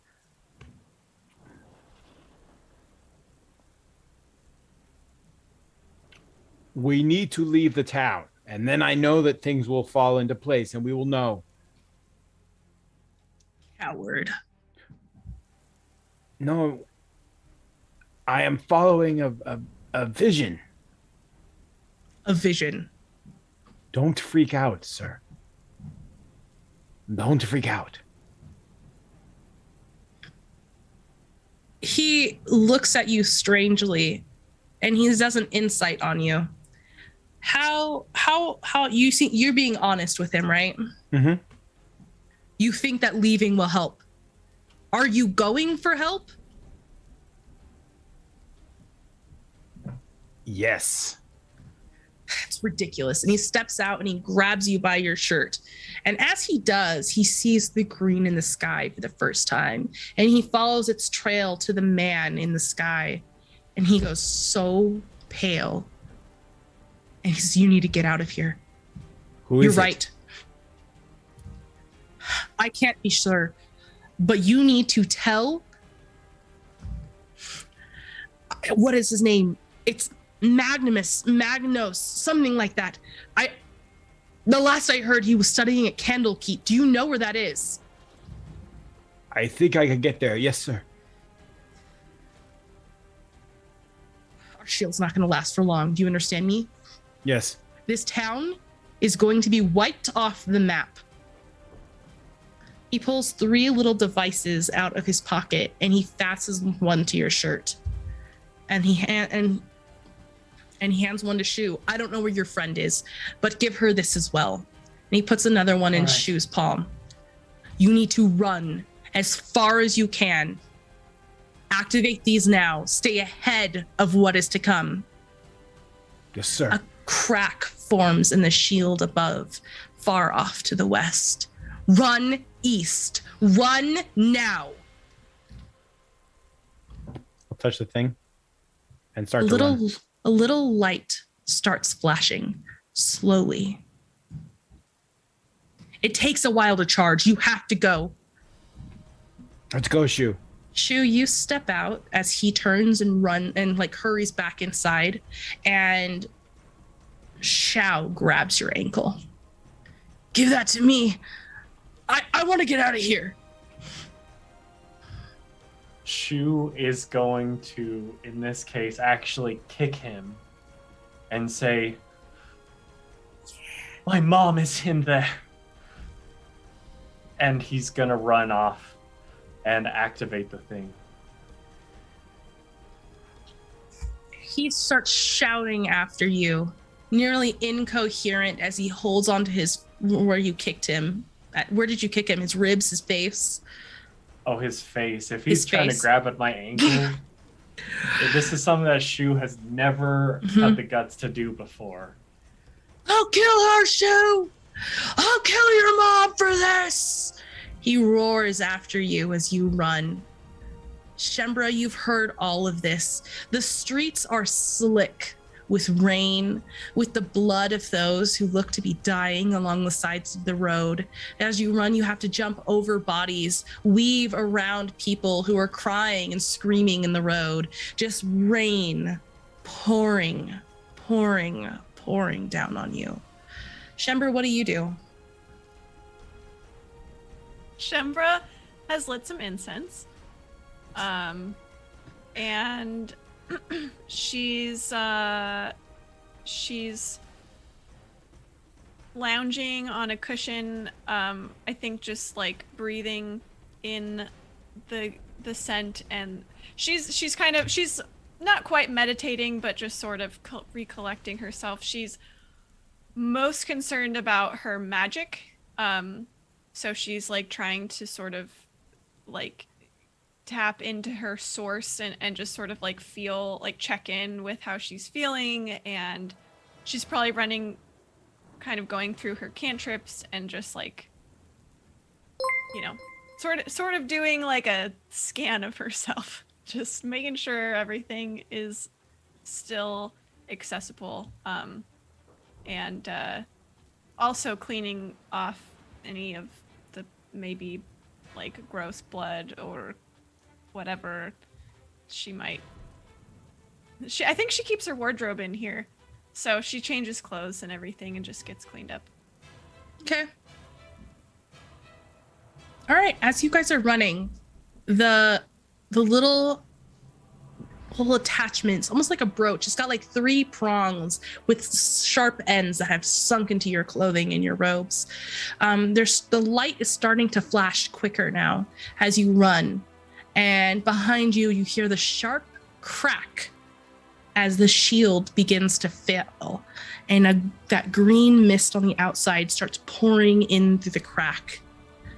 From behind you, you hear a low, like, gasp, a soft sound that is so terrifying. It's like the last breath, but from thousands of people, are starting to echo from very far away and grow closer as this green mist is coming towards you. I am going to need people who are running to roll me a con check to make sure that you can keep going and stay ahead of this. Shu, you also notice, well, I'll be rolling perception for it.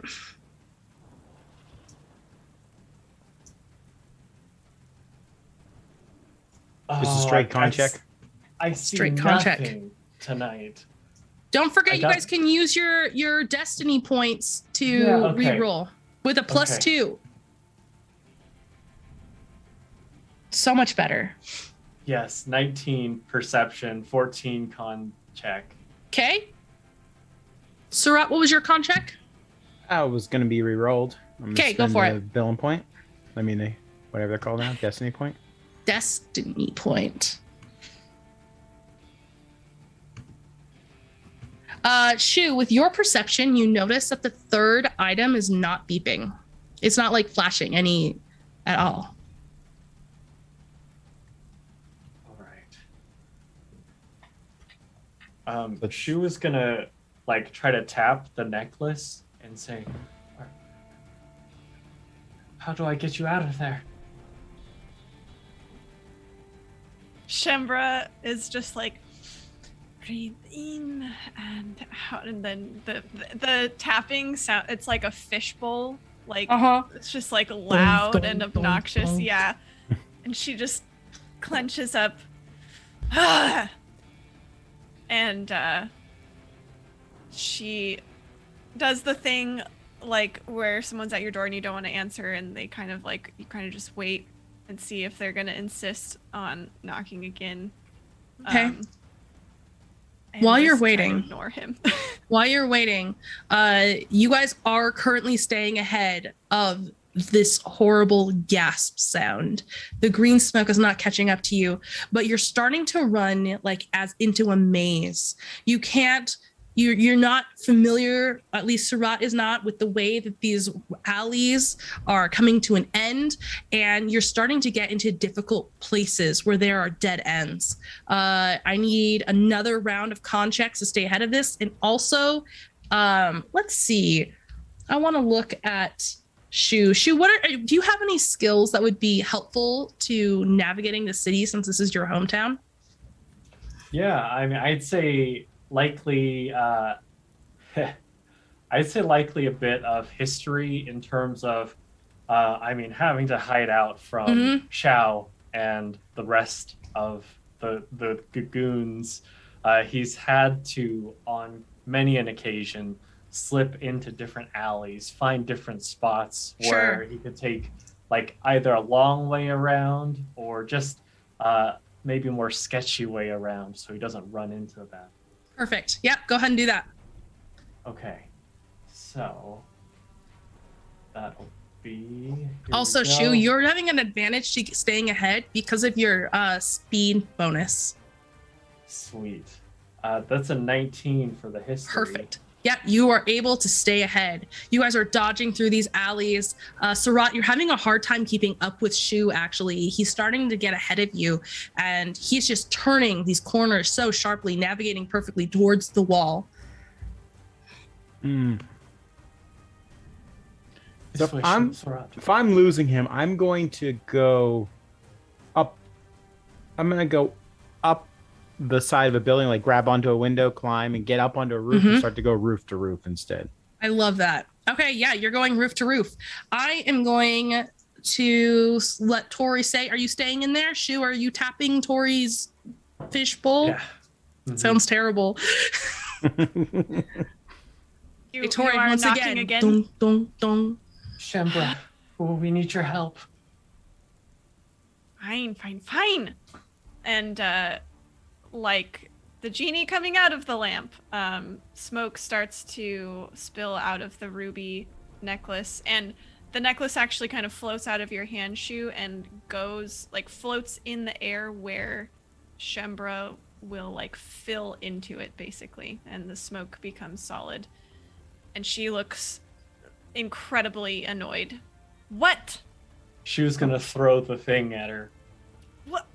What is Hit the this? button. Hurry. Oh, she'll do it. Let's go. It does a slow flash. And Shu's is going very quickly. And yours is still starting to pick up speed. Now Shu is already running away from you. And immediately, Shembra, you are soaking wet. I cannot believe I came out of my necklace for this. Your new She clothes, yells the ones you after just Shu. changed into, are sticking to you. Your hair is sticking to your face. It's running into your eyes. And I am going to spend, let's see, how difficult do I want to make this be? I'm going to spend 5 more danger points. And I'm going to say that everything is becoming so slick now that you guys are going to have a harder time making these checks. The DC has risen. I need another round of con checks. Since I'm climbing and leaping from top to top, can I use my acrobatics instead? Yeah, absolutely. Just a con check, right? Not a con save. Oh, Yes. sorry. Okay. Although if you have a bonus to it, I go ahead and make a save if that's higher. Oh, sick. It's not any for me. 22. 10 is what I got. I think I might re-roll that because I've got some destiny points to spare. Oh, I forgot that- about a really low one from earlier that I was gonna re-roll. I'll take the I guess it's +2, huh? Is it the higher or do we take the re-roll? Higher. +2? Okay, so 12 for me. 12? Okay. Shu, what are you at? 10. I'm 19. 19. Okay. So the 19 will make it because you're on the roof, so you don't have as much in your way here. But everyone else, you guys slip, you fall, you crash into the ground. The bodies that are around you reach for your clothes and are pulling at your arms as they're moaning and crying and begging for help. And you guys are just stuck now. You're losing some of your distance that you had gained from this dark cloud roiling towards you. Can I notice this? Yeah, you can see they're a ways away, like, right, you're going in a straight line and they're kind of weaving through some alleys. So you see them a little bit behind you, down behind they've fallen and crashed. I'm going to turn around and head back in that direction. Well, so you're going, these are like clay roofs, right? So they've got like all of those tiles laying next to each other. So these are even getting a little slick, but there's enough traction from your shoes that you're able to like kind of be running lightly, hopping from one to the other. But I'm going to spend 2 more danger points, and I'm going to say that there is a gap between the 2 roofs if you want to get all the way to them. It's going to be really difficult to jump across. All right, I'm going for it. Okay. So I'm going to... Does 22 make it? A 22 barely makes it. Barely. All right. So I'm going to gauge the depth, the length, and then pick up speed and leap. Mm-hmm. And then as I realize that my feet are not going to make it to that roof. I'm going to reach out and grab at the edge with my hands and then pull myself up and over. That's so badass. Okay, you guys are on the ground as Surat's heading towards you, all these hands grabbing onto you. I need you guys to make me an athletics to escape their grasp, but you can keep going. All right.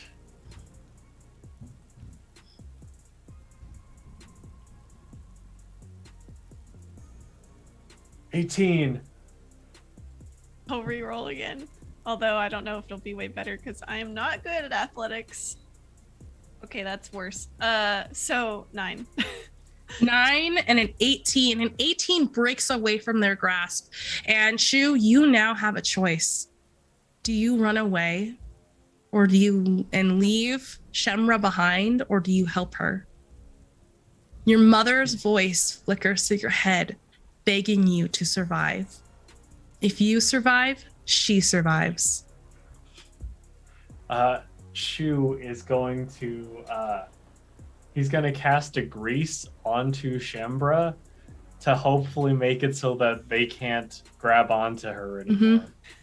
Oh, she's gonna be so pissed. And then are you gonna take off running? He's going to wait until he's sure that she's saved her, or she's saved him before, so he's got to. What a good heart. Okay, so Shemra, you are greasy, and their hands are just slipping off of you. You can escape now and start going, but you're a little bit behind. What is this? What did you do to me? Let's go. Okay.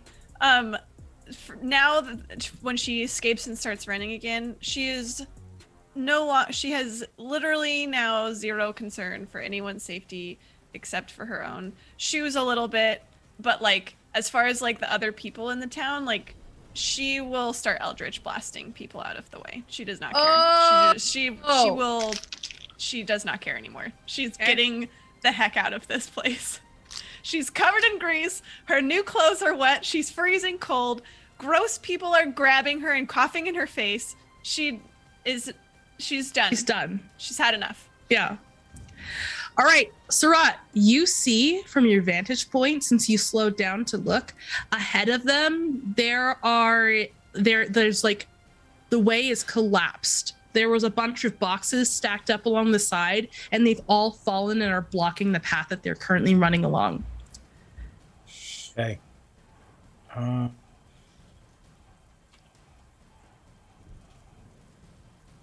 And that green cloud is getting closer. And as it gets closer, it's no longer this long exhale, this gasp, this breathless sound. It's starting to become overlaced with screams. And you don't know what's happening in there, but it sounds like people are starting to run towards you, desperate to keep ahead of this terrible, terrible fog.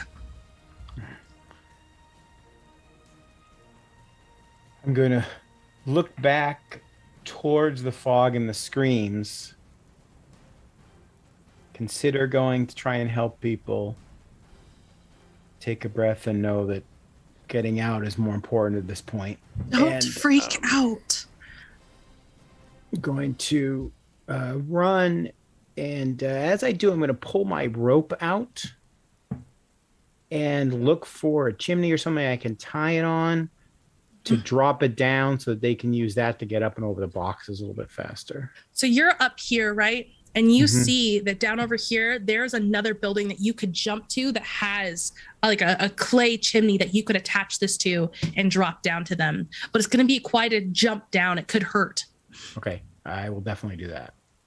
By this point, Shembra and Shu, you guys are up against these boxes and you can't get through. It's blocking the entire way. Can I try to explode some boxes? You can try, but they're soaking wet. 25, you get down with just a scraped knee, no real damage done. You drop over there and you start tying. Shembra, go ahead and tell me what you wanted to do. Oh, I was thinking Eldritch Blast because it's force damage. Okay. Just try to start knocking some of So them out you of the way. go to grab onto your magic and cast this, and nothing happens. It's like a well that has dried up. Was it like this inside of my... Yep. Oh, okay. I didn't realize that. You knew that you had a connection to magic still, but you didn't have the full sense that you didn't have any left inside of you. Okay. Shembra stops at the boxes when she can't Eldritch Blast, and she tries the most basic thing that she knows how to do that's just like inherent. And she tries Produce Flame to just come up with a little fireball in her hand. It sputters in your palm, and it sputters, and it goes out. And you feel cold. Even your amulet doesn't even respond to you. She just drops to her knees in front of these boxes, staring at her empty, fireless palm, just mouth agape, just frozen. Shu, what do you do? Shembra, what's the matter? She doesn't even look at him. She just is staring at her palm that maybe there's like a little trail of smoke that's just like barely dissipating. There's a rope coming down. Shembra, please. Screams start to sound closer to you. People crying loved ones' names, others desperate to have other people get out of their way. And it's getting closer. Anything from Rafi? Nothing. She just stays there. She looks up at Shu, and like her eyes look completely hollow, and she says, "Just leave me to die."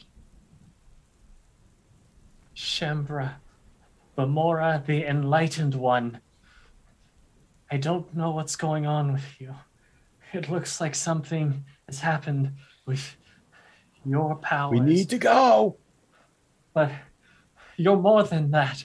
You're more than what's in the necklace. You're more than what you can do. You helped me, and you didn't need to use any of your powers against Shao, against those people. Shembra, you're more than what you think you are. Please. My mom is back there, and I left her there. I don't know if I'll see her again. But with your help, maybe I can.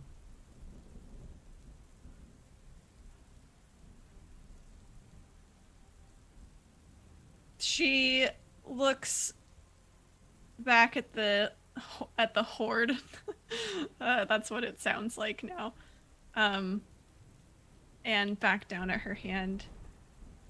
And she doesn't look at Shu again, but just wordlessly gets up and brushes past him to the rope. She still looks very sullen, but she grabs the rope.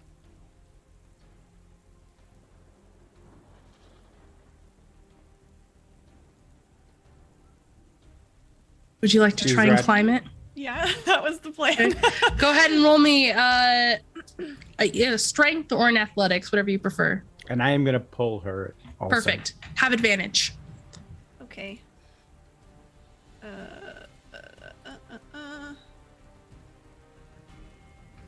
with advantage. Let's see if that works how I wanted it to. Yes, excellent. Okay, it's a 14. 14. Do you have a +1 from chat right now? No. No. Do I need to re-roll? I'll re-roll. You can re-roll, yeah. And then that +2 will automatically get you up.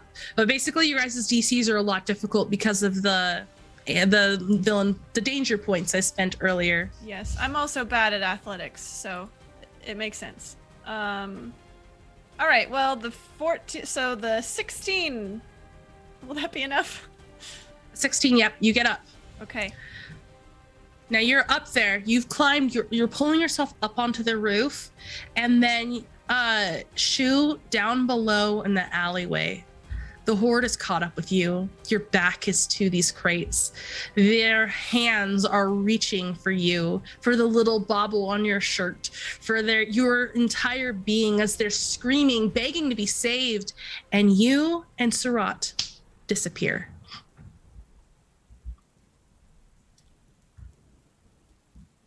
Shembra, your light is starting to pick up speed. Okay, how fast was their light blinking compared So to mine? fast, it was basically just one solid light. Okay. So I imagine, did I make it over the boxes before You Surat made it disappeared? over the boxes. You're on the roof now. Oh. Okay. Does I'm it gonna seem spend like 3 points, and lightning's gonna hit the roof that you're on to the side where the chimney was, and it knocks you over. You're gonna take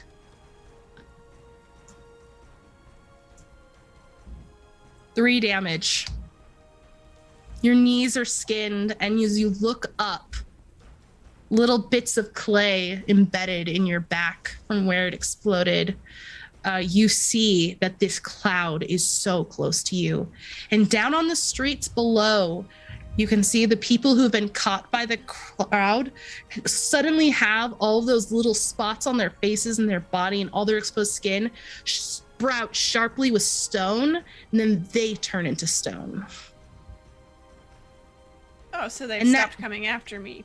Yeah. Well, the ones that are close to you are still alive, but the ones that were back, yeah, they're frozen forever. Got it. Does it seem like they are trying to climb the rope up here? Or that they have a way some of up them there? are. Oh, okay. I'll take my sickle and I'll cut the rope. You have to move soon, or else the smoke is going to catch you. It's just pouring the smoke towards is you. chasing, the horde is chasing, lightning is crashing. Okay. I guess I'll just leave it then. And gosh, you know what? I'm sorry to do this, you guys, but Shu's not here. Surat disappeared. She doesn't really know what that was about, and she doesn't care to go on if she's just going to be a normal nobody and fail at the one thing she was trying to do. To be clear, you still have a source of magic. You just think you're out of it for the day. Oh my gosh, Em. Well, Eldritch Blast is a cantrip. Doesn't matter. That's you why I can't cast panicked. cantrips Okay. either. Okay. It's just dried up for now. All right. So it seems like there might be hope if I get out I of hope this. in the future. Okay. I'm so sorry. That's a clear I didn't mean differentiator. to misrepresent the Because I was situation. like, if she doesn't have magic anymore, Shembra's like, nah. Nope. What did I there's forget to no tell you? It's a point. non-magical world. You chose to play a sorcerer. I had to take it away. Okay. If she doesn't feel the permanent withdrawal forevermore of Rafi, then she can You know find what? it in Actually, herself to get out of this. let's go back for a second. Okay. You were like there, right? And you feel like you've given up. You don't know. Let's say that your character does not know if she's ever gonna touch magic again. Because I like that. That's cool. And Rafi, you feel his presence. You feel his hand come to rest upon your head, though you cannot see him. And you hear his voice in your ear, accented and deep, as it just rumbles through you. You're not even sure if you can hear it or if you're feeling his intent, but he tells you to survive. Okay. I imagine this happens as she's laying on the ground after getting hit by lightning or hit near lightning. And she just has closed her eyes and was fully ready to just it's over. And that's fine when she feels this. And just like that, she sits up, she bolts upright, and draws her sickle, and then starts running away from the smoke. You're on the roofs. You're doing as best as you can. I'm going to need you to make me an acrobatics to be moving from roof to roof without falling to the streets below. Yeah. Okay. Normal acrobatics. Why am I rolling so badly? I'm going to use a destiny point. Survive. The dice are against me. That's a 10. Okay. You fall off the roof. Okay. But you're on the other side of the boxes now. You're trying to tiptoe your way across this wall that was leading from one building to the other, and your foot slips in all this rain, and you fall to the ground below. You're going to take some damage here. Okay. 2 damage. Okay. As you fall and you just smash into these cobblestones. You hit your face. You've got a cut on your cheek and it's starting to bleed, but you're going to pull yourself back up as you hear him again. Survive. I'm just running now. Okay. Go ahead and roll me a con save to stay ahead. This smoke is nipping at your heels. You can feel this cold chill running up against your skin as if it's hardening, like little stone scales forming against your skin. 13? 15. 15, yeah. 15 is not enough. Would you like to roll again? Roll. How about a 17? Perfect. Yeah, you were staying ahead. But it is right there, and you hear the screams across the city surrounding you, and you look down at your little symbol on your chest, and it's flashing fast, and you disappear. To where? What an excellent. I hope next to Shu wondering and the same thing. Sarat. It is not raining where you are. Oh, thank Rafi. Yes, it's definitely Rafi who's done this. You are on a road somewhere where it is sunny along the Forgotten Realms, the coast, the Sword Coast. Is that what it's called? Mm-hmm. It looks like there's people that are walking along this wide road as if it's a pilgrimage. And Shu and Sarat are standing there talking to some of the people on this road.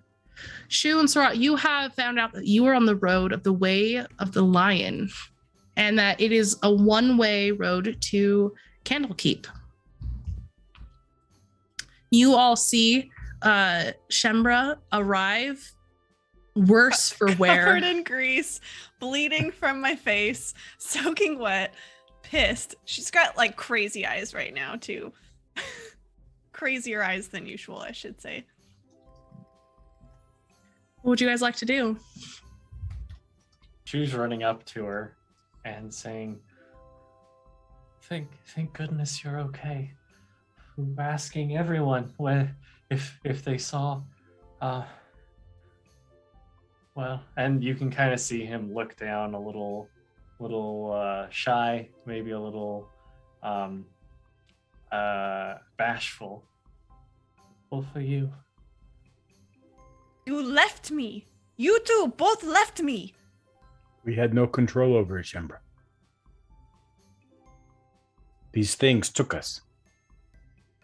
Yes. Well, why didn't it take me at the same time? I'm sorry, I didn't activate it.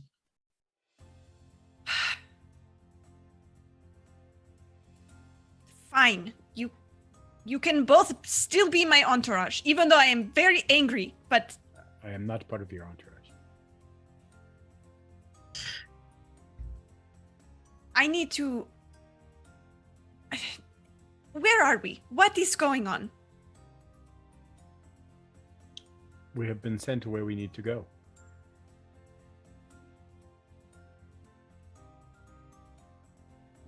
And that is... Candlekeep. We are on our way.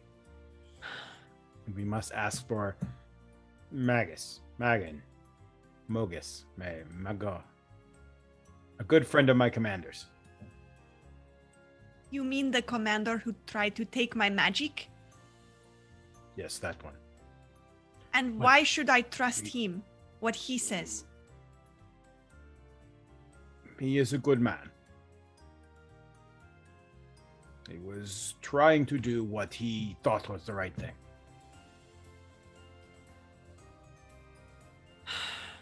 But now we will do that together. Do they have hot baths at Candlekeep? I look to Shu. I assume so. But they might have the solution to what we were dealing with back there. Fine. Then we go to Candlekeep, but only because I said we should go to Candlekeep, and you are my entourage. So we are going. First, to get hot baths. I cannot have a messy entourage, and even less so can I be looking this way. Then we find solution to whatever that was. Yes.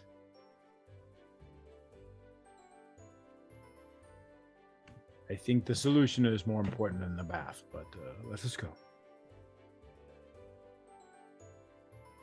As you guys join this pilgrimage on their way to Candlekeep, you have a chance to talk about what you've seen, the differences of your disappearance versus what Shembra had a chance to see. Shembra, would you tell them about what you saw in the smoke with people turning to stone?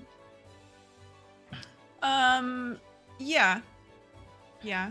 I wouldn't tell them about Rafi or my resignation to just die on the rooftop. Sure. but I would tell them about the turning to stone. I probably elaborated with some epic version of like how I had to like tear my arm away from someone as they were turning to stone, and I, pushed them out of the way and like make it sound really exciting. I love that. It's good you did not turn to stone yourself. There's even on like your calf, there were some like stone scales that you can pull off and show them how close you came. Which I do. As you finish your story, the road turns along this cliff face, and you see in the distance Candlekeep. This massive stone structure is surrounded by walls, perched right on the edge of a cliff overlooking the ocean below. There are many, many spires that rise, all made of different types of material. Some look like bone, some wood, some stone, and they all spike in so many different locations. And it almost looks like a cake decked with far too many candles. You were almost to an answer. Almost. And that's where we're going to end for tonight, y'all. Whew. Yay. Thank you guys so much for playing. Viewers, thanks for joining. This was the start of our Candlegeek adventure, where we are going to dive into the pre-written modules that are written by so many cool people. Next week, I'll go ahead and tell you guys which module we're doing and who wrote it. But for tonight, can we just appreciate our players? They did such a good job. Thank you so much, you guys, for playing. This was a lot of fun. Okay. Thank you, Em. DMing, you did great. Thank you. Let's go around and give you guys another chance to introduce yourselves. Where can people find you? And one thing that you hope for Shu, or for your character, or we can all just talk about Shu. One thing we hope for Shu. What's going on, Shu? Just your character in general. Let's start with Matt. Matt, where can people find you, and what's something you hope for your character? So y'all can find me improv and D&D on Twitter, and you two. And I mean, for Shu, I just hope that he can find a way to save his mom. Mm-hmm. Yeah, she's turned to stone. She might be savable. You don't know. Hopefully. Surat. So for Surat, I hope Surat can come to understand who they are as a whole person and accept that, and that dealing with that battle of helping as well as protecting themselves. And you can find me on Twitter at BudFannon, and then I also will get for you my start playing link for next time. Yeah. Tori, that leaves you. Hello, I'm Tori. I live here at Level 1 Geek. For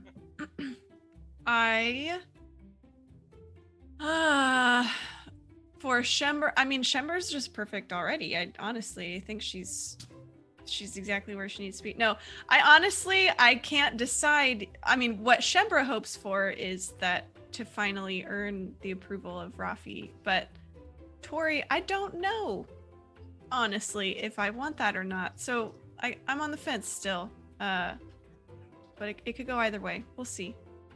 It'll be cool. I want growth for Shembra. How about that? What was that you were saying, Ian? I also want to know who the Whisperers are. Mm-hmm. We good. Okay. Well, guys, that was our time for tonight. We will be playing every Monday starting at 7:30 Mountain Standard Time. Thank you so much for joining our rendition of Candlekeep Mysteries. I guess I could do our typical outro if I can remember it. You guys can support us as always by purchasing dice or accessories from any of our affiliate partners. If you guys are gonna help us, you might as well get some fancy math rocks or some nerd swag out of it. We've also got Patreon, we've got Discord. I think we can throw a Discord link if you guys want to join, ask questions about the session. Another announcement that I forgot to make at the beginning, everyone should make sure that they clip stuff. We are going to make a video at the end of the year out of a bunch of clips made by our viewers. So if you want to see a clip in our end of year recap, make sure you're clipping cool moments and dropping it in our Discord. I would love to see which parts you guys actually enjoy. With all that out of the way, don't forget, you do not have to have fancy bells and whistles in order to play TTRPGs. Hell, you don't even need experience. You can grab paper, pencil, a couple of friends, and start at level 1, just like the rest of us did.